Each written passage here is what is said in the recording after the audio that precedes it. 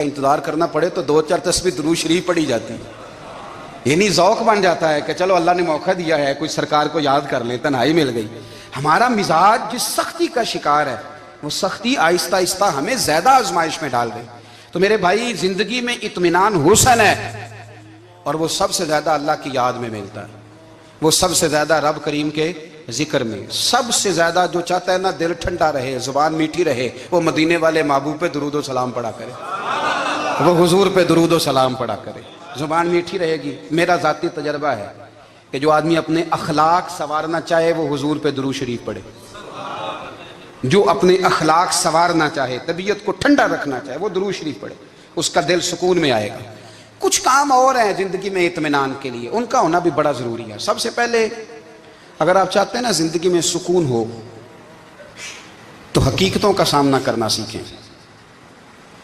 आप जो हैं वो रहना सीखें, जो आप नहीं हैं वो बनने की कोशिश न करें। हकीकत का सामना करोगे तो ज़िंदगी इत्मीनान में आ जाएगी। हमने ना बहाने बना लिए हैं, हीले बना लिए, झूठ के सहारे अपने आप को ऊंचा कर लिया। एक आदमी से कहा जाता है तो रिश्वत ना ले, तो कहता है मैं गरीबों से नहीं लेता। तो मेरा सवाल यह है कि अमीरों का हिसाब लेने की अल्लाह ने तेरी ड्यूटी लगाई है, तेरे जिम्मे लगाया है कि तू अमीरों का हिसाब कर, तुम्हें क्या ज़रूरत पड़ी है? हम ना बहाना करते हैं, रिश्वत लेने वाले का अलग बहाना है और सिफारिश वाले का अलग बहाना है। हकीकत का सामना करें, हकीकत का। जो मेरे जिम्मेदारियां हैं वो मैंने पूरी करनी, जो आपकी जिम्मेदारियां हैं वो आप जान ना छुड़ाएं, हकीकत पसंद बने। मेरे रसूल करीम, फिर पढ़िए दुरूद शरीफ सल्लल्लाहु ताला अलैहि वसल्लम। हुजूर सल्लल्लाहु अलैहि वसल्लम ने फरमाया कि मेरी बेटी सैयदा फातिमा ज़हरा रज़ी अल्लाह ताला अन्हा सिर्फ जन्नती नहीं, जन्नती औरतों की सरदार है। लेकिन हुजूर ने यह भी फरमाया कि फातिमा ये ख्याल रखना, अगर अल्लाह ने हिसाब पूछा तो हिसाब तुमने खुद देना है। नहीं, हकीकत की तरफ तवज्जो कराई हुजूर ने। वो सिर्फ जन्नती नहीं, जन्नती औरतों की सरदार हैं, पर हकीकत की जानिब तवज्जो। मैं हकीकत यह है कि अगर मालिक ने हिसाब पूछा तो उसकी तैयारी भी करनी है। देखे ना, हमें कुछ यकीन नहीं, अल्लाह माफ करे कि हमारा हिसाब कैसा होगा, लेकिन कितने आजाद हैं। यानी बड़ी दलेरी से बंदे कहते हैं फजर नहीं पढ़ता जी, 3 पढ़ता हूँ जी, शाह रह जाती है जी, कपड़े साफ, बड़ी दलेरी से। और सैयदा फातिमा ज़हरा ने सारी रात मुसल्ला बांध रखा है, हालांकि उन्हें यकीन था कि रब मुझे बगैर हिसाब किताब जन्नत देगा। हकीकत का सामना करें, जो हुकूक आपके हैं वो आपने अदा करने, जो जिम्मेदारियां हैं वो जिम्मेदारियां हैं। देखें ना, हज़रत मूसा कलीमुल्लाह अलैहिस्सलाम के पास इज़राइल रूह निकालने आए तो हज़रत मूसा ने थप्पड़ मारा, आँख निकाल दी, वापस गए। अल्लाह उन्होंने तो जलाल फरमाया है, कहा मूसा अलैहिस्सलाम से कहिए बैल की पुश्त पर हाथ रखें, जितने बाल उनके दस्ते मुबारक के नीचे आएंगे उतने 1000 साल उनकी उम्र बढ़ा दी जाएगी। यानी मेरे कान में कोई बता दे कि जनाब 60 साल बढ़ गई, या आपके कान में कोई कह दे तो खुशी होती है कि नहीं? लेकिन ये हकीकत पसंदी नहीं, इसलिए कि 60 भी गुजर जाएंगे, 70 भी, ये हकीकत नहीं। हजरत मूसा कलीम, चले मैं मिसाल देता हूँ, समझ ले 10 बाल, हालांकि बहुत ज्यादा आते होंगे, 10 बाल अगर हजरत मूसा के हाथ के नीचे आए तो 10,000 साल तो उम्र बढ़ गई ना। 10 यानी 10 साल नहीं, 10 100 नहीं, 10 बहुत ज्यादा थी ना। हज़रत मूसा कलीमुल्लाह अलैहिस्सलाम से आके अर्ज़ किया गया, हुजूर बैल की पुश्त पर हाथ रखें, जितने आपके हाथ के नीचे बाल आएंगे उतने 1000 साल उम्र बढ़ जाएगी। तो हज़रत मूसा ने हकीकत पसंदी वाली बात की, फरमाया फिर क्या होगा? 10,000 साल के बाद फिर क्या होगा? कहा हुजूर जाना तो फिर भी है। फरमाया फिर अभी चलते हैं। अगर जाना है ना, जाना है तो फिर, अगर जाना है तो फिर अभी। और सज्जनों, अगर नमाज पढ़नी है तो अभी क्यों नहीं? अगर दाढ़ी रखनी है तो फिर रमजान का इंतजार क्यों करें, अभी क्यों नहीं? अगर सच बोलना है तो फिर, अगर रिज्क हलाल खाना है तो फिर इंतजार का है का? हकीकत होती है, बहाना होता है। हकीकत छुप नहीं सकती बनावट के उसूलों से, क्योंकि खुशबू आ नहीं सकती कभी कागज के फूलों से। ये बात याद रखें। अगर जाना है तो हजरत कलीम फरमाने लगे फिर 10,000 साल के बाद भी जाना है तो आज भी। हमें बेकरारी जिंदगी में इसलिए कि हम हकीकत पसंद नहीं, हम बहानों में, हम हवाओं में जीते हैं, हवाओं में, ख्यालात में जिंदगी गुजारते हैं। बड़ा टाइम पड़ा है, मसलन कितना मेरे रसूल करीम सल्लल्लाहु ताला अलैहि वसल्लम ने एक दिन सहाबा से फरमाया, तुम्हें हया नहीं आती? حضور کیا ہوا؟ فرمایا وہ والے مکان بناتے ہو جن میں تم رہ نہیں سکتے، وہ والا مال جمع کرتے ہو جو کھا نہیں سکتے، حیا نہیں آتی؟ عرض کی حضور حکم کریں تو محبوب فرمانے لگے جوتے کا ایک تسمہ بند کرتا ہوں تو سوچتا ہوں دوسرا بند کرنے سے پہلے موت آ جائے گی، ایک سانس اندر جاتی ہے تو دوسرا آنے سے پہلے میں یاد کرتا ہوں کہ مجھے دنیا سے جانا ہے۔ تمہیں حیا نہیں آتی؟ وہ مکان بناتے ہو جن میں رہ ہی نہیں سکتے، وہ مال جمع کرتے ہو جو کھا۔ حقیقت پسند نہیں بھائی ہم۔ بہت سارے لوگ یہاں بڑی باتیں سناتے ہیں، بڑی، میں کہتا ہوں اصل میں نا زیادہ باتیں سنا کے نا بیچارہ اپنے آپ کو مطمئن کرنا چاہتا ہے، اصل بات یہ ہے کہ اندر سے نا ہلا ہوا ہے، کچھ بھی نہیں، بڑا زیادہ ہنستا ہے اور مجھے لگتا ہے کہ کوئی گہرا زخم چھپا رہا ہے۔ اس لیے ملمہ سازی، حقیقت پسند بنو، حقیقت پسند۔ یاد رکھنا من ترک صلاۃ متعمدا فقد کفر، میرے رسول نے حقیقت بیان کی، فرمایا جس نے ایک نماز بھی جان بوجھ کے چھوڑی اس نے رب کے رب ہونے کا انکار کیا، اس نے کفران نعمت کیا۔ یہ حقیقت ہے، کوئی کلیریفیکیشن نہیں، کوئی وضاحت نہیں۔ جو نماز نہیں پڑھتا جھوٹ بولتا ہے، غلط بیانی کرتا ہے۔ جو شخص رزق حرام کما کے کہتا ہے کہ اس کے بغیر گزارا نہیں چلتا، وہ جھوٹ بولتا ہے، اس لیے کہ رب فرماتا ہے جب تجھے پیدا کیا ہے تو تیرا رزق میرے ذمہ ہے۔ اللہ فرماتا ہے کہ لا یکلف اللہ نفسا الا وسعها، میں کسی پر وہ بوجھ نہیں ڈالتا جو اٹھا نہ سکے۔ نماز فرض کیا اس کا مطلب ہے ہم پڑھنے کے قابل ہیں، اس نے ہمارے ذمہ داریاں لگائی ہیں تو مطلب یہ ہے کہ ہم ذمہ داریاں ادا کرنے کے قابل ہیں، ورنہ وہ کہتا ہے میں وہ بوجھ ڈالتا ہی نہیں جو تجھ سے اٹھایا نہ جائے۔ اگر چاہتے ہو کہ زندگی میں اطمینان ملے تو خدا را حقیقت پسند والی زندگی گزارو۔ یہ فضاؤں میں زندہ رہنا، ہواؤں میں، اللہ بڑا معاف کرنے والا ہے، اللہ بڑا کریم ہے، معاف کر دے گا، تو بھئی یہ بات صحابہ کو بھی پتا تھی، یہ اہل بیت کو بھی خبر تھی، تو وہ تو ایک ایک بات کا لحاظ کرتے تھے۔ یہ غوث اعظم کو بھی پتا تھی، یہ ان کے والد کو بھی پتا تھی، جنہوں نے کسی کا ایک سیب کھا لیا تھا تو 12 سال اس کے گھر میں نوکری کرتے رہے، انہیں نہیں پتا تھا اللہ بڑا کریم ہے، معاف کر دے گا، ایک سیب ہی ہے نا۔ تو حقیقت پسندی آپ کو سکون دے گی، اور اگر آپ نے اپنے آپ کو غیر مطمئن کیا ہوا ہے، بات کچھ اور ہے، اور آپ نے اپنے آپ کو ڈال کسی اور طرف لیا ہے، تو پھر آپ کو سکون مل سکتا؟ سکون حقیقت پسندی میں، اصل میں سکون ہوتا ہے، اداکاری میں سکون نہیں ہوتا۔ تیسری بات سنیں، اگر آپ چاہتے ہیں زندگی میں مطمئن رہیں تو دنیا داروں سے امیدیں توڑ دیں، اللہ اور اس کے رسول سے امید وابستہ کریں، اولیاء اللہ سے امیدیں وابستہ کریں، صحابہ اور اہل بیت سے امیدیں، اللہ اور اللہ والوں سے امیدیں، دنیا داروں سے امیدیں۔ آپ کو پتہ ہے دنیا دار کی تباہی کب ہوتی ہے؟ جب انہیں خوش آمدی مل جاتا ہے۔ چودھری کا بیڑا اس وقت غرق ہوتا ہے جب اسے چودھری کہنے والے زیادہ ہو جاتے ہیں۔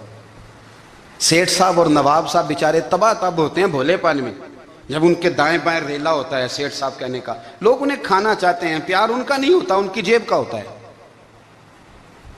محبت ان سے نہیں ہوتی، ان کی کرسی سے ہوتی ہے، ضروریات کا پیار ہوتا ہے، تباہ کر دیا جاتا ہے۔ ہماری ساری توقعات دنیا داروں سے وابستہ ہو گئی ہیں، ناراض نہ ہونا۔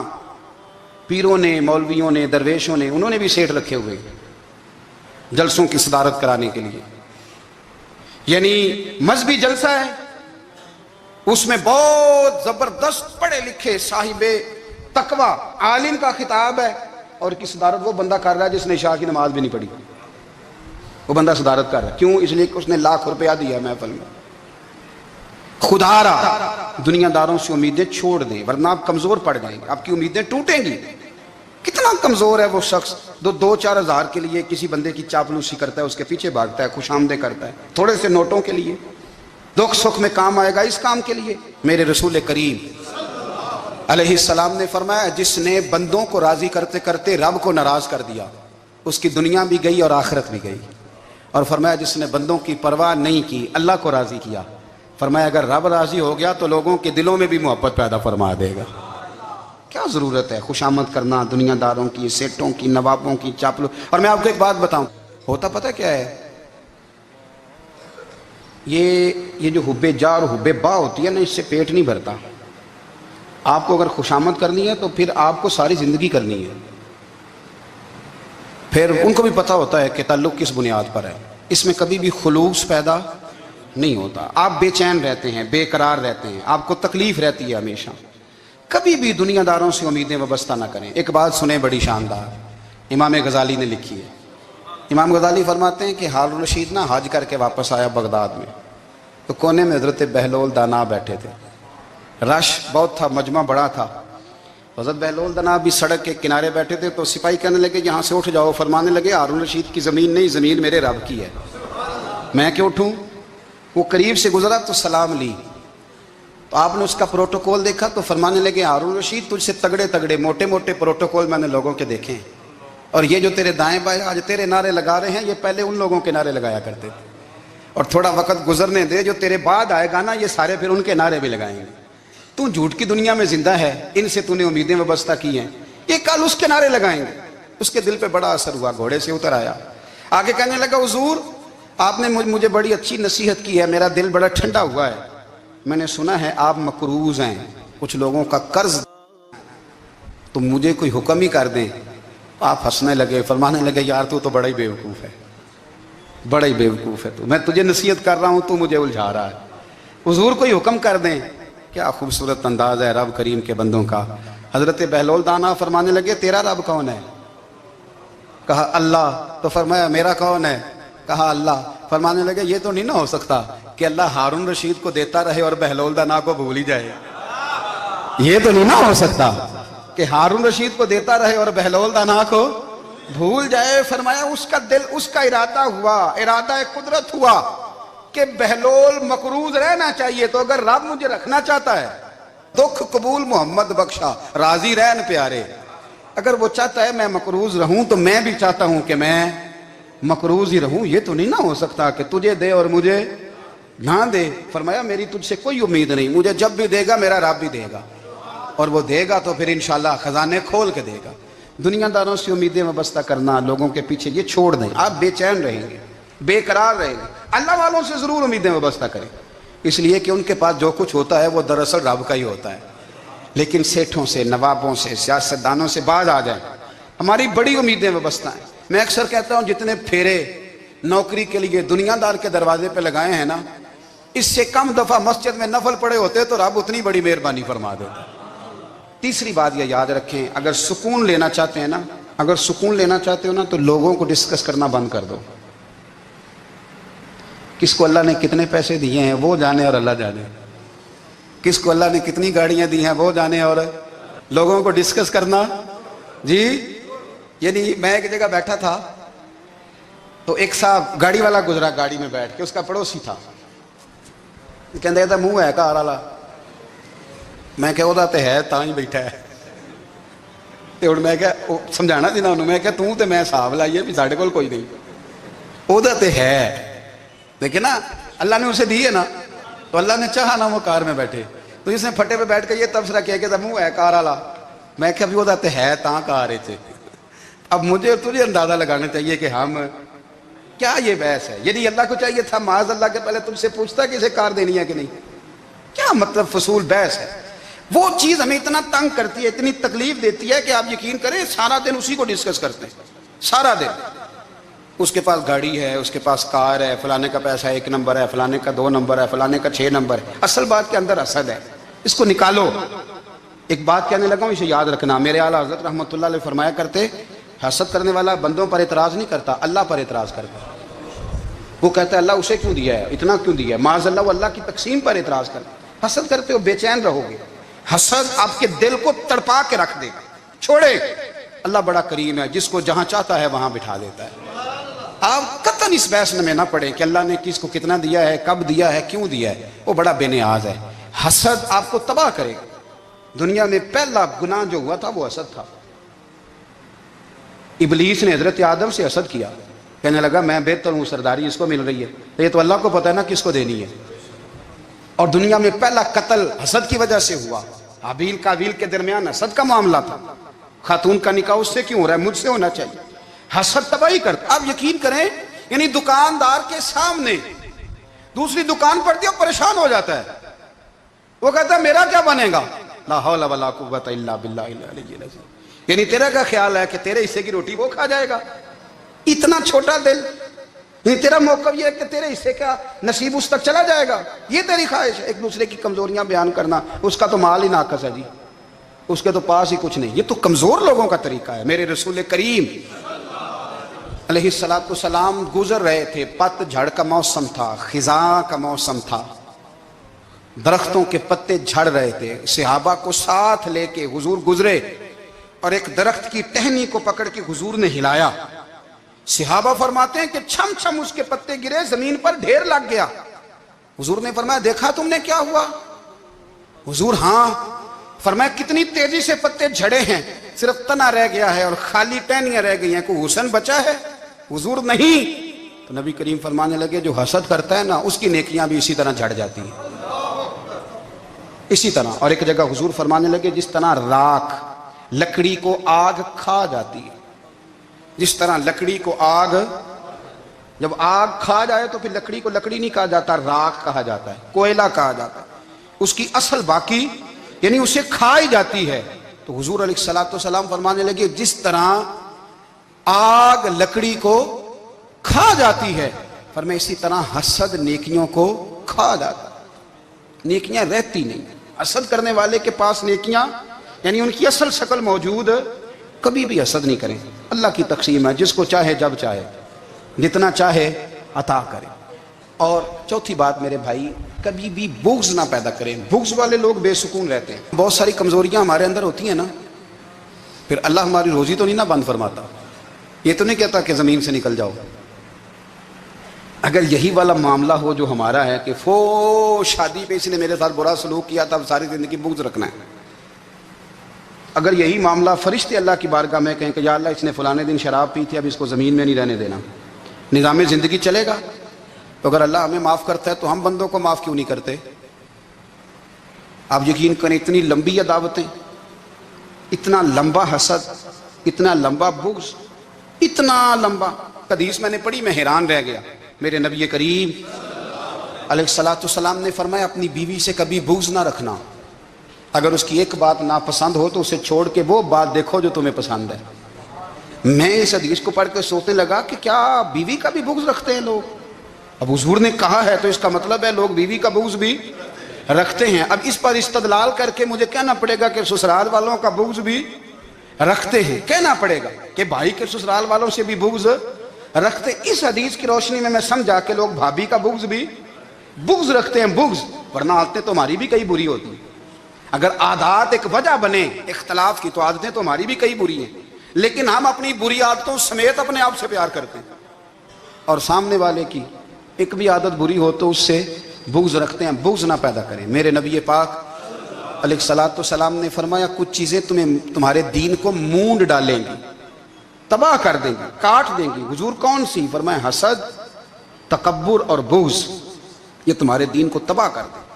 ہم بے چین اس لیے ہیں کہ ہم نے بہت سارے لوگوں کا بغض پالا ہوا ہے، اور ہر فیلڈ میں سیاستدان نے سیاستدان کا، ذاتیات پر اتر کے بات کرتے ہیں، معزز ترین لوگ، تاجر نے تاجر کا، اللہ ماشاءاللہ بعض جگہ پہ اہل علم بھی ایک دوسرے سے عداوت رکھتے ہیں۔ خدا را دل رب کریم کے آنے کا ٹھکانہ ہے، یہ صاف ہوگا تو اس میں رب رسول کے جلوے ہوں گے، اور اگر اس میں عداوت ہو، اس میں بغض ہو، اس میں کینہ ہو، نفاق ہو، سنیں میرے رسول کریم حضرت ابوبکر صدیق رضی اللہ تعالیٰ عنہ کہتے ہیں میں رو ہی پڑا۔